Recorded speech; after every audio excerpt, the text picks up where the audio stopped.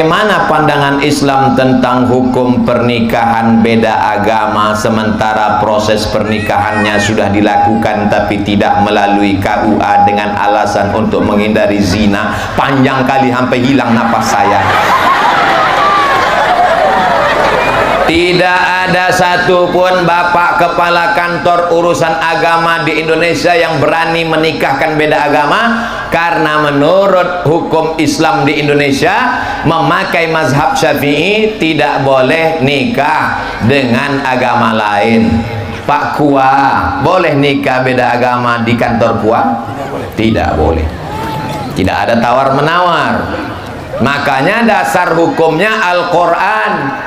Wala abadun mu'minun, seorang hamba miskin, susah, melarat tapi beriman, khairun, lebih baik, min musyrikin, dari seorang yang tidak beribadah, tidak bertauhid. Walau a'jabakum, walaupun dia menakjubkan kamu, lebih ganteng, lebih kaya, lebih hebat, lebih tinggi, lebih putih, lebih cantik. Makanya sedia payung sebelum hujan. Kalau sudah nampak anak kita kelihatannya mulai akrab, mulai dekat, tanya dia, itu siapa nak? Teman aja mah, tapi kenapa kulihat TTM teman tapi mesra? Kok mama tahu? Mama kan lahir nggak langsung tua, pernah juga muda. Jangan kita diam. Selama ibu masih mau ngomong, kok jalan sama siapa, tadi boncengan sama siapa, pulang jam berapa, ke mall sama siapa, insya Allah itu namanya merepet nasional. Tapi kalau sudah ibu diam aja, Bu, tadi anak ibu dibonceng orang kelihatannya nggak baik, biar aja, kiamat sudah dekat. Tapi kalau sudah terjadi, mau diapakan lagi? Nasi sudah jadi tai ayam. Udah hancur kacau balau, babak belur, ibu cerita bubur juga lagi. Jaga anak-anak kita Pak, jaga anak-anak kita Bu. Saya nggak sanggup jaga ponakan saya. Saya di sini dari Kamis, Jumat, Sabtu, Ahad baru pulang. Jadi yang menjaga ponakan saya siapa? Saya serahkan ke pesantren. Yang perempuan udah kelas 4, yang laki-laki udah kelas 2. Mizian Hazik Abdillah masih SD, nanti kalau sudah SMP masuk pesantren. Nggak sanggup Pak Ustadz, biaya pesantren masuknya 30 juta, naik jantung koroner saya. Tadi saya ke pesantren, kamarnya bersih, kasurnya tebal, masjidnya mantap, asramanya keren, pemandangannya luar biasa. Saya nanya, Pak Kiai Wildan, ya, di sini bayarnya berapa? Gratis. Pesantren Insan Cita Indonesia, biaya anak-anaknya gratis. Allahu Akbar. Tapi dalam kurung tentu ada syarat dan ketentuan berlaku, fit dan proper test. Mudah-mudahan semakin banyak orang Sulawesi Tengah yang membuat pesantren seperti Insan Cita Indonesia, insya Allah. Amin. Dalam satu rumah tangga ada dua akidah yang berbeda, laki-laki Muslim, perempuan tidak Islam. Si suami hendak melaksanakan ibadah sholat 5 waktu di rumah karena masjid tersebut tidak ada. Apakah sholat sang suami itu sah Pak Ustadz? Selama lantainya suci, sajadahnya suci, pakaiannya suci, badannya suci, dia sholat maka sholatnya sah. Dalilnya mana? Dalilnya Umar bin Khattab ketika datang ke Palestina mengambil kunci Baitul Maqdis, ditawarkan untuk sholat di dalam. Umar bin Khattab minta di luar, bukan karena tidak sah, tapi dia tidak mau di dalam tempat itu nanti didirikan masjid. Akhirnya Umar bin Khattab sholat di depan, tempat sujud Umar bin Khattab dijadikan sebagai Masjid Umar bin Khattab, dan di depannya adalah tempat ibadah saudara kita. Masalah ibadah kita tidak urus. Wala ana abidum ma'abadtum wala antum abiduna ma'abud lakum dinukum. Jelas?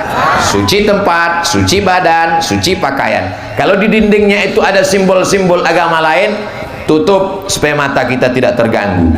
Bahkan di masjid kita sendiri pun, makanya nggak boleh ke masjid pakai baju yang ada tulisan-tulisan. Paling bagus bajunya polos seperti santri kita, bersih, nggak ada apa-apa.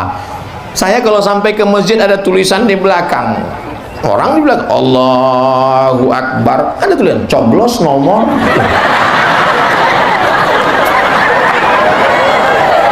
Udah ke masjid datang terlambat, pakai baju kaos, langsung ke depan sop nomor 1, Allahu Akbar, tertulis di belakang. Emang masalah buat lo? Aduh. Dalam agama Islam, orang yang sudah keluar dari Islam tidak berhak atas warisan. Akan tapi salah satu dari anggota keluarga sudah mendapat bagian, dan setelah mendapatkannya dia keluar dari Islam. Apakah anggota keluarganya berhak untuk menarik, meminta kembali? Kalau dia sudah mendapat hibah, lalu kemudian dia mengurus surat tanahnya ke BPN, Badan Pertanahan Nasional, tidak bisa ditarik kembali. Karena hibah dengan wasiat bedanya. Kalau hibah langsung serahkan ambil, kalau wasiat nunggu meninggal. Makanya jangan senang dulu kalau dapat wasiat, karena orangnya belum tentu meninggal. Alhamdulillah Ustaz, saya dapat wasiat, orangnya udah meninggal belum, lama nunggunya.